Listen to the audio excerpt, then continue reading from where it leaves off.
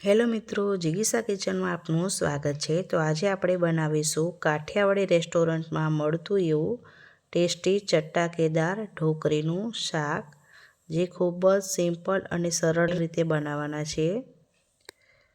તો આ શાકને તમે રોટલા, રોટલી કે ભાખરી સાથે ખાઈ શકો છો। એના માટે આપણે ઢોકળીનું ખીરું તૈયાર કરવાનું છે। તો એના માટે એક બાઉલની અંદર 1 વાટકી જેટલો ચણાનો લોટ લીધો છે, 1 વાટકી છાશ લીધી છે અને એમાં 2 વાટકી જેટલી પાણી લેશું આપણે।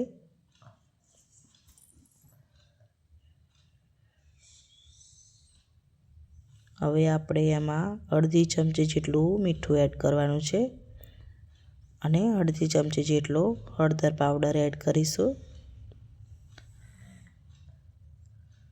હવે આપણે આને સારી રીતના મિક્સ કરવાનું છે, ગાંઠા ના રહી જાય એ રીતનું આપણે આને મિક્સ કરી દેવાનું છે।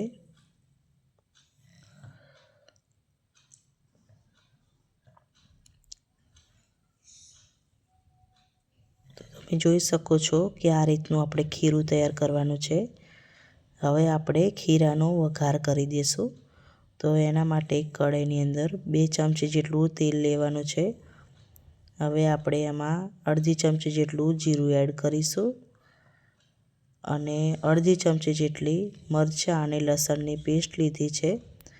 હવે જે આપણે આ ખીરું તૈયાર કર્યું છે એ આપણે આની અંદર એડ કરીને કન્ટિન્યુ આને હલાવવાની છે।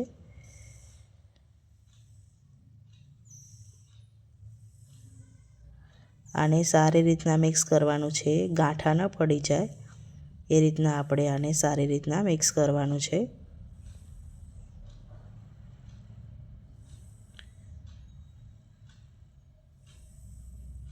તો તમે જોઈ શકો છો કે હવે આપણું ખીરું ઘટ થઈ ગયું છે। તો આ રીતનું થાય ત્યાં સુધી આપણે આવું ખીરું તૈયાર કરવાનું છે। તમે જોઈ શકો છો આ રીતનું આપણે ખીરું તૈયાર કરવાનું છે। હવે આપણે આ ખીરાને એક પ્લેટની અંદર કાઢી દેવાનું છે।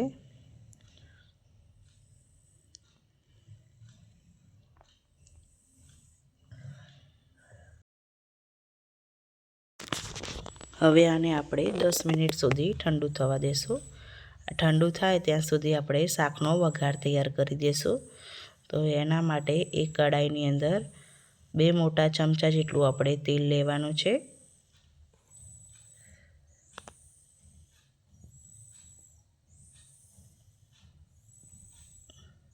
તેલ ગરમ થાય એટલે આપણે આની અંદર અડધી ચમચી જેટલી રાઈ એડ કરીશું।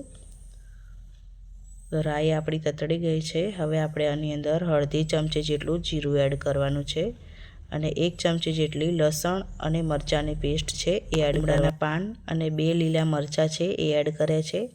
અડધી વાટકી જેટલી ડુંગળી નાની કટિંગ કરેલી છે એ એડ કરી છે।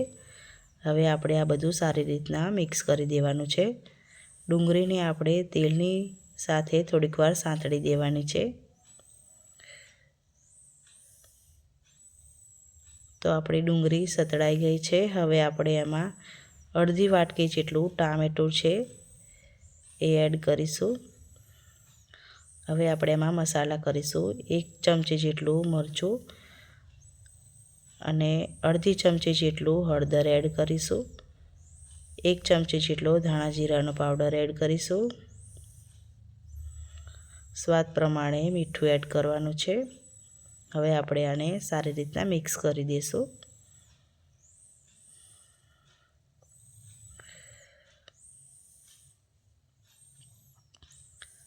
હવે આપણે આને થોડીક વાર માટે કૂક થવા દેવાનું છે। હવે કૂક થાય ત્યાં સુધી આપણે આ જે ઢોકળી બનાવી છે, તમે જોઈ શકો છો ઢોકળી તૈયાર થઈ ગઈ છે। હવે આપણે આને કટિંગ કરી દેવાની છે। આના આપણે નાના નાના પીસ કરીશું।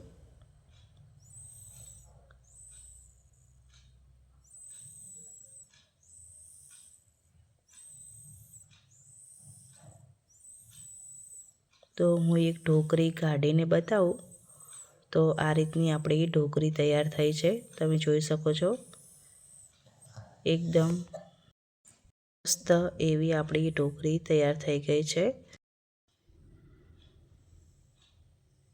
તો હવે આપણે જોઈ લેશું તો આપણા ટામેટા ડુંગળી પણ સારી રીતના સંતળાઈ ગયા છે।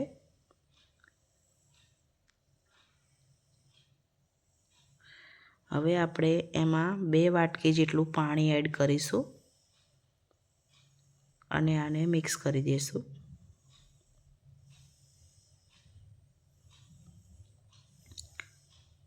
હવે ઉકળી જાય એટલે આપણે એમાં જે કટિંગ કરેલી ઢોકળી હતી એ આપણે આની અંદર એડ કરીશું।